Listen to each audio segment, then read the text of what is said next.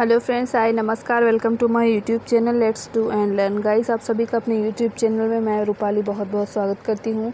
और आज मैं जो यहां पर प्रैक्टिस सेट लेकर आई हूं वो इतिहास सब्जेक्ट से रिलेटेड है और आप सभी के लिए बहुत ही इंपॉर्टेंट होने वाली वीडियो है। जो लोग बीपीएससी का एग्ज़ाम दे रहे हैं, चाहे वो प्राइमरी लेवल का दे रहे हों, टीजीटी लेवल का या फिर पीजीटी लेवल का, इसके साथ ही साथ जो सीटेट का सेकंड पेपर दे रहे हैं, जिनका सब्जेक्ट है सोशल साइंस, उनके लिए भी क्या है, ये इम्पॉर्टेंट वीडियो है।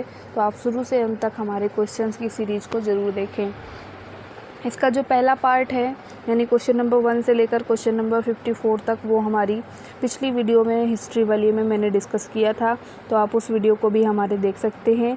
और आइए चलते हैं आज की वीडियो पर और जानते हैं क्वेश्चंस के बारे में। तो गाइस, क्वेश्चंस के बारे में मैं बताने से पहले आप सभी से रिक्वेस्ट करूंगी हाथ जोड़कर कि आप सब प्लीज़ हमारे यूट्यूब चैनल को सब्सक्राइब करें और ज़्यादा से ज़्यादा लोगों को शेयर करें। चलते हैं क्वेश्चंस की ओर चलने से पहले एक और बात मैं आपको बताना चाहूँगी कि यहाँ पर जो ये क्वेश्चंस मैं लेकर आई हूँ, आप इसको क्या करेंगे, तो इसको एक टेस्ट की तरह देंगे और देखेंगे कि लास्ट में कितने क्वेश्चन आपके यहाँ पर सही होते हैं। तो इससे क्या होगा, आपको अपनी तैयारी के बारे में भी अनुभव हो जाएगा। आइए चलते हैं क्वेश्चन की ओर। क्वेश्चन नंबर 55 कहता है, कौटिल्य की रचना अर्थशास्त्र में किस विषय का वर्णन किया गया, यानी कौटिल्य की जो रचना है अर्थशास्त्र, इसमें किस विषय का वर्णन किया गया है।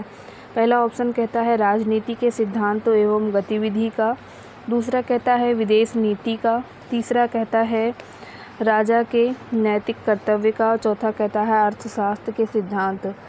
तो यहाँ पर जो सही उत्तर होगा क्वेश्चन नंबर 55 का, वो सही होगा ऑप्शन नंबर 1, यहाँ पर राजनीति के सिद्धांतों एवं गतिविधियों का। अगले क्वेश्चन की ओर चलते हैं और अगला क्वेश्चन हमारा है, निम्नलिखित में वह कौन सी विशेषता है जो अशोक के शासनकाल से संबंधित नहीं है। पहला है अशोक स्तंभ, दूसरा है आकृति युक्त सिक्का, तीसरा है बौद्ध स्तूप और चौथा है शिलालेख। तो यहाँ पर इस क्वेश्चन का जो सही उत्तर है वो क्या होगा, तो यहाँ पर ऑप्शन नंबर बी सही होगा, आकृति युक्त सिक्का। ये इसकी क्या है, विशेषता नहीं है। अगले क्वेश्चन की तरफ चलते हैं और अगला क्वेश्चन है हमारा, निम्नलिखित में से सबसे पहले भारत कौन आया। ह्वेन-सांग, मार्को पोलो, इब्न बतूता और मेगास्थनीज। तो यहाँ पर कौन आया था, इस प्रश्न का जो सही उत्तर होगा, सबसे पहले आया था मेगास्थनीज, चंद्रगुप्त मौर्य के शासनकाल में। आइए अगले प्रश्न की ओर चलते हैं। अगला प्रश्न है हमारा, मौर्यकालीन शासन व्यवस्था को मुख्यतः कौन संचालित करता है। पहला ऑप्शन है अति विशाल अधिकारी तंत्र, दूसरा है सेना, तीसरा है शुल्कायुक्त और चौथा है मंत्रिमंडल। तो यहाँ पर प्रश्न नंबर 58 का जो सही उत्तर है वो है अति विशाल अधिकारी, ऑप्शन नंबर 1 यहाँ पर सही उत्तर होगा। अगले क्वेश्चन की ओर चलते हैं। अगला क्वेश्चन है हमारा, यूनानी राजदूत मेगास्थनीज भारत में किसके दरबार में उपस्थित हुआ। यूनानी राजदूत मेगास्थनीज भारत में किसके दरबार में उपस्थित हुआ। गाइस, इसके लिए ऑप्शन क्या है, तो सम्राट अशोक, चंद्रगुप्त मौर्य, सम्राट कनिष्क या फिर राजेंद्र चोल। तो यहाँ पर इस प्रश्न का जो सही उत्तर होगा वो होगा चंद्रगुप्त मौर्य। अभी मैंने आपको ये क्वेश्चन बताया भी था, चंद्रगुप्त मौर्य यहाँ पर सही उत्तर होगा। अगले प्रश्न की ओर चलते हैं। अगला प्रश्न है हमारा, निम्नलिखित में से किस शौर्य शासक ने विस्तृता नदी के किनारे श्रीनगर की स्थापना की। पहला ऑप्शन बिंदुसार, दूसरा ऑप्शन चंद्रगुप्त, तीसरा ऑप्शन दशरथ, चौथा है अशोक। तो यहाँ पर इस प्रश्न का जो सही उत्तर होगा वो होगा option number D, Ashok. Ashok यहाँ पर क्या है, सही उत्तर है। अगले प्रश्न की ओर चलते हैं। अगला प्रश्न है हमारा, वह व्यक्ति कौन है जिसने सर्वप्रथम अशोक के अभिलेख को पढ़ा। पहला है जेम्स प्रिंसेप, दूसरा है मैक्स मूलर, तीसरा है विलियम जोन्स और चौथा है चार्ल्स मेटकाल्फ। तो यहाँ पर कौन है, तो सही उत्तर होगा हमारा option number 1, James Prinsep, option number 1, जिसने क्या किया, सर्वप्रथम अशोक के अभिलेख को पढ़ा था। अगले प्रश्न की ओर चलते हैं। अगला प्रश्न है हमारा, भारत द्वारा सर्वाधिक निर्यातित धातु है, यानी कि सबसे ज़्यादा निर्यात किस धातु का भारत करता है। पहला है स्वर्ण, दूसरा है लोहा और इस्पात, तीसरा है तांबा, चौथा है पीतल। तो यहाँ जो सही उत्तर होगा वो होगा लोहा और इस्पात, लौह एवं इस्पात, इसका ये क्या करता है, निर्यात करता है। अगले प्रश्न की ओर चलते हैं। अगला प्रश्न है हमारा, गुप्तोत्तरकालीन सिक्कों में खोटेपन एवं स्वर्ण के सिक्कों का धीरे धीरे विलुप्त हो जाना किस तथ्य का द्योतक है? पहला है व्यापार का पतन, दूसरा है स्वर्ण का अभाव, तीसरा है मुद्रा अर्थव्यवस्था का पतन और चौथा है वस्तुओं की कीमतों में गिरावट जिसके कारण स्वर्ण के सिक्कों की आवश्यकता नहीं रही। तो इस प्रश्न का जो सही उत्तर है ऑप्शन नंबर यहाँ पर 63 का जो राइट आंसर है वो है ऑप्शन नंबर 1, यहाँ पर व्यापार का पतन। अगले प्रश्न की ओर चलते हैं और अगला प्रश्न है, कनिष्क के दरबार में निम्न में से कौन सा बौद्ध दार्शनिक नहीं था? कनिष्क के दरबार में निम्न में से कौन सा बौद्ध दार्शनिक नहीं था? पहला है पार्स, दूसरा है वसुमित्र, तीसरा है अश्वघोष, चौथा है मोदगलायन। तो यहाँ पर जो सही उत्तर होगा इस प्रश्न का वो होगा मोदगलायन, ऑप्शन नंबर डी यहाँ पर सही उत्तर है। अगले प्रश्न की ओर चलते हैं। अगला क्वेश्चन है हमारा, भारत में सिक्कों का प्रचलन कब हुआ? अशोक के शासनकाल में, कनिष्क के शासनकाल में, 600 ईसा पूर्व या 300 ईसा पूर्व? तो इस प्रश्न का जो सही उत्तर है ऑप्शन नंबर 3 यहाँ पर सही है, 600 ईसा पूर्व। अगले प्रश्न की ओर चलते हैं। अगला प्रश्न है हमारा, शक कहाँ के शासक थे? वर्मा के, सौराष्ट्र के, अफगानिस्तान के या दक्कन के? तो यहाँ पर जो सही उत्तर है 66 का ऑप्शन नंबर डी यहाँ पर सही उत्तर होगा। अगले प्रश्न की ओर चलते हैं। अगला प्रश्न है, शंकराचार्य, रामानुज, मध्वाचार्य आदि दार्शनिकों के दर्शन पर सर्वाधिक प्रभाव किसका पड़ा? पुराणों का, आरण्यों का, उपनिषद का या फिर त्रिपिटक का? तो यहाँ पर इस क्वेश्चन का जो सही उत्तर होगा 67 का यहाँ पर ऑप्शन नंबर सी सही होगा, उपनिषदों का। अगले प्रश्न की ओर चलते हैं और अगला प्रश्न है हमारा, बौद्ध कला का प्रसिद्ध केंद्र कौन सा था? कुशीनगर, अमरावती, कपिलवस्तु या फिर श्रावस्ती? कुशीनगर, अमरावती, कपिलवस्तु या फिर श्रावस्ती? 68 का जो सही उत्तर होगा ऑप्शन नंबर बी सही होगा, अमरावती। अगले प्रश्न की ओर चलते हैं। अगला प्रश्न है हमारा, कृष्ण भक्ति धारा एवं द्वैतवाद के प्रणेता कौन थे? मध्वाचार्य, रामकृष्ण परमहंस, भक्त चंडीदास, विट्ठलनाथ? तो यहाँ पर 69 का जो सही उत्तर होगा ऑप्शन नंबर 1 सही होगा, मध्वाचार्य। अगले प्रश्न की ओर चलते हैं। अगला प्रश्न है हमारा, भारत में भक्ति परंपरा का सूत्रपात करने का श्रेय किस संत को दिया जाता है? मध्वाचार्य, रामानुजाचार्य, विट्ठलनाथ या फिर शंकराचार्य? तो यहाँ पर जो सही उत्तर होगा ऑप्शन नंबर बी सही होगा, रामानुजाचार्य। अगले प्रश्न की ओर चलते हैं। अगला क्वेश्चन कहता है, देश के किन स्थानों पर आदि गुरु शंकराचार्य ने पीठों की स्थापना की? केदारनाथ, रामेश्वरम, गंगासागर या फिर गंगोत्री, तिरुपति एवं वाराणसी या फिर यमुनोत्री, महाबलीपुरम, उज्जैन और कामरूप? लास्ट है बद्रीनाथ, श्रृंगेरी, पुरी एवं द्वारिका। तो इस प्रश्न का जो सही उत्तर है वो है option number D, Badrinath, Sringeri, Puri एवं द्वारिका। अगले प्रश्न की ओर चलते हैं। अगला प्रश्न कहता है, कनिष्क के शासनकाल का प्रमुख विद्वान कौन था? बाणभट्ट, कालिदास, बाराहमिहिर, अश्वघोष? तो यहाँ पर इस प्रश्न का जो सही उत्तर होगा वो होगा अश्वघोष, ऑप्शन नंबर डी, अश्वघोष। अगले प्रश्न की ओर चलते हैं। गुप्तकालीन चांदी के सिक्कों को क्या कहा जाता है? दीनार, रुपयक, शतमान या करसापड़? तो यहाँ पर 73 का जो सही उत्तर है वो है रुपयक, ऑप्शन नंबर बी यहाँ पर सही उत्तर होगा। अगले प्रश्न की ओर चलते हैं। अगला क्वेश्चन कहता है, किस सम्राट के शासनकाल में हुडों ने प्रथम बार आक्रमण किया? यशोधर्मन, कुमारगुप्त, रामगुप्त, चंद्रगुप्त द्वितीय? तो यहाँ पर 74 का जो सही उत्तर है ऑप्शन नंबर बी यहाँ पर सही होगा, कुमारगुप्त। कुमारगुप्त यहाँ पर इस प्रश्न का सही उत्तर है। अगले प्रश्न की ओर चलते हुए और अगला प्रश्न हमारा कहता है, निम्नलिखित में से कौन गुप्तकालीन साहित्यकार नहीं है? पहला है विशाखदत्त, दूसरा है श्रीहर्ष, तीसरा है वत्सभट्टी और चौथा है कालिदास? तो यहाँ पर इस प्रश्न का जो सही उत्तर है, इस प्रश्न का सही उत्तर होगा ऑप्शन नंबर बी, श्रीहर्ष। अगले क्वेश्चन की ओर चलते हुए और अगला क्वेश्चन कहता है, समुद्रगुप्त की विजयों का उल्लेख किसमें मिलता है? ऐहोल के अभिलेख में, प्रयाग प्रशस्ति में, मथुरा शिलालेख में या फिर इनमें से कोई नहीं? तो 76 का जो सही उत्तर है वो क्या है? ऑप्शन नंबर बी यहाँ पर सही उत्तर है, प्रयाग प्रशस्ति में। अगले प्रश्न की ओर चलते हैं। 77 कहता है किस सम्राट के संबंध में मेहरौली अभिलेख से जारी जानकारी प्राप्त होती है? समुद्रगुप्त, स्कंदगुप्त, चंद्रगुप्त द्वितीय या फिर चंद्रगुप्त प्रथम? तो 77 का जो सही उत्तर होगा वो होगा चंद्रगुप्त द्वितीय। ऑप्शन नंबर सी यहाँ पर सही है। नेक्स्ट क्वेश्चन की ओर चलते हैं। नेक्स्ट क्वेश्चन कहता है गुप्त काल में हिंदू धर्म में सर्वप्रथम किसका प्रचलन हुआ? मूर्ति पूजा का, वर्ण संकर का, प्रकृति की पूजा का, सती प्रथा का? तो यहाँ पर इस प्रश्न का जो सही उत्तर होगा वो होगा ऑप्शन नंबर ए, मूर्ति पूजा का। ऑप्शन नंबर 1 यहाँ पर सही उत्तर है। अगले प्रश्न की ओर चलते हुए अगला प्रश्न है भारत की किस स्थिति का वर्णन चीनी यात्री फाहियान ने किया? राजनीतिक स्थिति का, आर्थिक एवं सामाजिक स्थिति का, सामाजिक एवं धार्मिक स्थिति का, उपयुक्त वर्णित सभी स्थितियों का? तो 79 का जो राइट आंसर है वो है ऑप्शन नंबर डी, उपयुक्त वर्णित सभी स्थितियों का। अगले प्रश्न की ओर चलते हैं। अगला प्रश्न कहता है निम्नलिखित का क्रम तय कीजिए। इसिंग, मेगास्थनीज, ह्वेनसांग, फाहियान, यानी सबसे पहले भारत कौन आया, उसके बाद कौन आया, उसके बाद कौन आया, आपको क्रम से लगाना है।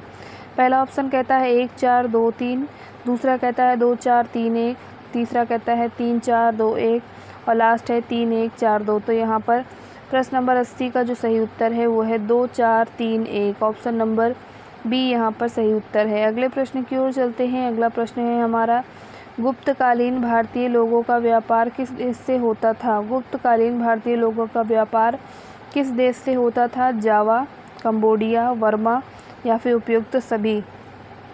तो यहाँ पर इस प्रश्न का जो सही उत्तर है वो है उपयुक्त सभी। ऑप्शन नंबर डी यहाँ पर सही उत्तर होगा।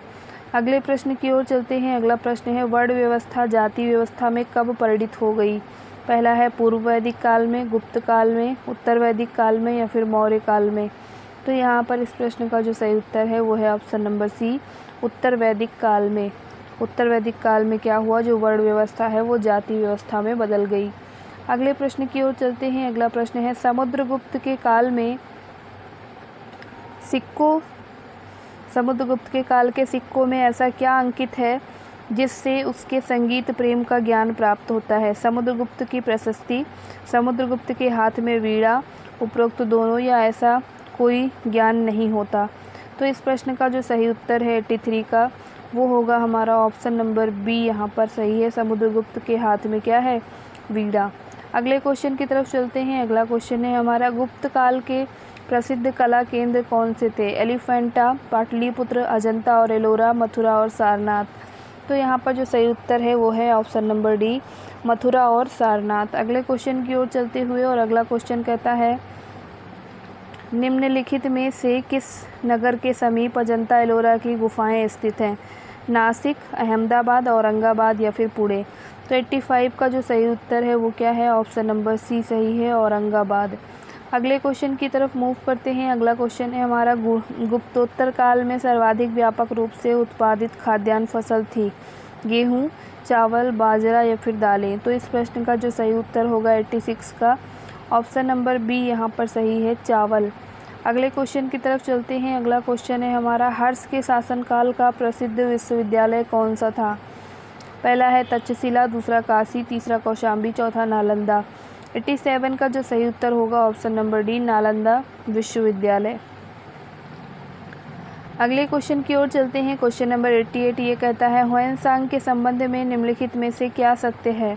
वह यूनान का एक यात्री था, चीन का बौद्ध धर्मी तीर्थ यात्री था, यूरोप का इतिहासकार था या फिर चीन का राजदूत था? तो प्रश्न नंबर 88 का जो सही उत्तर होगा ऑप्शन नंबर बी सही होगा, चीन का बौद्ध धर्मी तीर्थ यात्री था। अगले प्रश्न की ओर चलते हैं। अगला प्रश्न है भूमिदान का अंतर्निहित उद्देश्य था? ब्राह्मणों का संतुष्टिकरण, आध्यात्मिक पुण्य अर्जित करना, भूमि अनुदान प्राप्त करना तथा सामाजिक दृष्टि से अत्यधिक प्रतिष्ठित और आर्थिक दृष्टि से अत्यधिक उत्पादक था, या फिर लास्ट है राजकोष को दान आदि के दायित्व से मुक्त करना? तो यहाँ पर इस प्रश्न का जो सही उत्तर है 89 का ऑप्शन नंबर सी सही उत्तर है। अगले प्रश्न की ओर चलते हैं। अगला प्रश्न है हमारा राजपूतों के सामाजिक जीवन के संबंध में कथनों पर विचार करें। तो यहाँ कथन है, पहला कहता है राजपूतों में जाति प्रथा प्रचलित नहीं थी, राजपूत में पर्दा प्रथा प्रचलित थी। राजपूत के दरबारी जीवन की एक विशेषता थी भाट या चारण। और नेक्स्ट है वंशावली से संबद्ध प्रश्नों पर चारण या फिर भाट का विचार सर्वमान्य था। तो कौन सा कूट सही है ये बताना है। पहला कहता है 1 और 2 सही है, दूसरा कहता है 2 और 4 सही है, तीसरा कहता है 3 और 4 सही है, चौथा कहता है 2, 3, 4 सही है। तो यहाँ पर कौन सा सही है आपको ये बताना है। तो इस प्रश्न का जो सही उत्तर होगा ऑप्शन नंबर सी सही होगा। 3 और 4 यहाँ पर क्या है, सही है। 3 यानी कि राजपूत के दरबारी जीवन की एक विशेषता थी भाट और चारण। और 4 क्या कहता है, वंशावली से संबद्ध प्रश्नों पर चारण या भाट का विचार सर्वमान्य था। अगले प्रश्न की ओर चलते हैं। अगला प्रश्न है हमारा, ये कहता है नीचे वंश और उनके संस्थापक जोड़े दिए गए हैं, असत्य जोड़े की पहचान करना है। गुर्जर प्रतिहार गोविंद, मालवा के परमार भोज, गुजरात के चालुक्य मूलराज प्रथम, बुंदेलखंड के चंदेल नन्नुक। तो यहाँ पर कौन सा सही उत्तर है। तो यहाँ ऑप्शन नंबर 1 सही है। ये क्या है, असत्य है।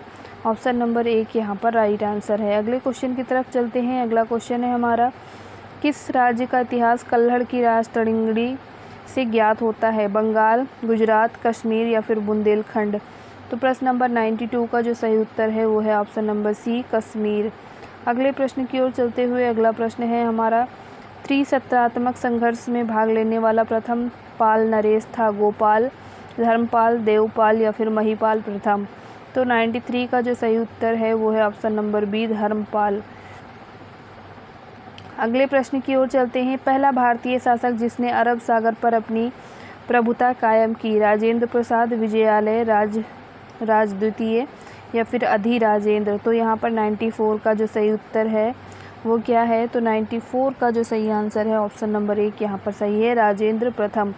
अगले प्रश्न की ओर चलते हैं। अगला प्रश्न है हमारा, षटकाल के विशाल शिव मंदिर का निर्माण किस शासक ने करवाया था। चालुक्य वंश के विद्यादिव्य ने, मंगलेश ने, कल्याणी के सोमेश्वर ने या फिर सोमेश्वर द्वितीय ने। 95 का जो सही उत्तर है ऑप्शन नंबर डी यहाँ पर सही होगा, सोमेश्वर द्वितीय ने।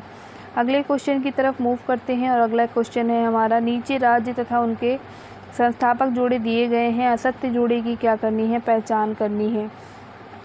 चंदेल नन्नुक, पाल गोपाल, राष्ट्रकूट दंती दुर्ग और पल्लव कल्लर। तो यहाँ पर कौन सा सही उत्तर होगा 96 का। तो यहाँ पर ऑप्शन नंबर डी क्या है, असत्य है। ऑप्शन नंबर डी सही है, पल्लव कल्लर क्या है, गलत है। अगले प्रश्न की ओर चलते हैं। अगला क्वेश्चन कहता है, कल्याणी के चालुक्य वंश की स्वतंत्रता का जन्मदाता कौन था। तैलव द्वितीय, सोमेश्वर प्रथम, नरसिंह प्रथम या फिर सोमेश्वर द्वितीय। तो यहाँ पर 97 का जो सही उत्तर है वो है ऑप्शन नंबर 1, तैलव द्वितीय। अगले प्रश्न की ओर चलते हैं। अगला क्वेश्चन है हमारा, 13वीं शताब्दी तक चोलों को किस राजा के विरुद्ध युद्ध करना पड़ा। होयसल, द्वार युद्ध, समुद्र के शासक, यादव, काकतीय, वारंगल के शासक या उपयुक्त सभी से। 98 का जो सही उत्तर है वो क्या है, ऑप्शन नंबर डी सही उत्तर है। अगले क्वेश्चन की तरफ मूव करते हैं। अगला क्वेश्चन है हमारा, निम्नलिखित में से प्रतिहार वंश का सर्वश्रेष्ठ शासक कौन था। नागभट्ट प्रथम, मिहिर भोज, नागभट्ट द्वितीय, उपयुक्त में से कोई नहीं। 99 का जो सही उत्तर है ऑप्शन नंबर बी सही है, मिहिर भोज। अगले क्वेश्चन की ओर चलते हैं। अगला क्वेश्चन है हमारा क्वेश्चन नंबर 100 कहता है, निम्नलिखित में से किस स्थान पर पालों का साम्राज्य स्थित था। पहला है अवध, दूसरा है उत्तरी दक्कन, तीसरा दक्षिणी दक्कन, चौथा बंगाल। क्वेश्चन नंबर 100 का जो सही उत्तर है वो है बंगाल। ऑप्शन नंबर डी यहाँ पर सही आंसर है। अगले क्वेश्चन की ओर चलते हैं। अगला क्वेश्चन है, प्रथम पल्लव शासक कौन था। नंदी वर्मन द्वितीय, नरसिंह वर्मन, सिंह विष्णु या फिर दंती वर्मन। तो यहाँ पर 101 का जो राइट आंसर है ऑप्शन नंबर सी सही होगा, सिंह विष्णु। अगले क्वेश्चन की ओर चलते हैं। अगला क्वेश्चन है, पाल शासक किस धर्म के अनुयायी थे। जैन धर्म, बौद्ध धर्म, शैव धर्म या फिर भागवत। तो 102 का जो राइट आंसर होगा वो होगा बौद्ध धर्म। ऑप्शन नंबर बी यहाँ पर सही आंसर होगा। अगले क्वेश्चन की ओर चलते हैं। निम्नलिखित में से कौन राष्ट्रकूटों का सर्वाधिक शक्तिशाली प्रतिद्वंदी था। वेंगी के चालुक्य, पल्लव वंश, पाल वंश, प्रतिहार वंश। तो यहाँ पर 103 का जो राइट आंसर है वो है ऑप्शन नंबर डी, प्रतिहार वंश। अगले क्वेश्चन की ओर चलते हैं। अगला क्वेश्चन है हमारा, निम्नलिखित में से कहाँ राष्ट्रकूटों की राजधानी थी? पहला है मान्यखेड़, दूसरा कल्याणी, तीसरा वेंगी, चौथा तापी। तो इस प्रश्न का जो सही उत्तर है वो होगा मान्यखेड़। ऑप्शन नंबर 1 यहाँ पर क्या है, सही उत्तर है। अगले प्रश्न की ओर चलते हैं। अगला क्वेश्चन है, पाल वंश की सत्ता का प्रमुख केंद्र कहाँ था? पाटलिपुत्र, थानेश्वर, कल्याणी या फिर कन्नौज। तो यहाँ पर कौन सा आंसर सही होगा? तो यहाँ पर ऑप्शन नंबर 1 सही होगा, पाटलिपुत्र। अगले क्वेश्चन की ओर चलते हैं। अगला क्वेश्चन है, पाल वंश का सबसे अधिक शक्तिशाली शासक कौन था? महीपाल, गोपाल, विग्रहपाल या फिर धर्मपाल।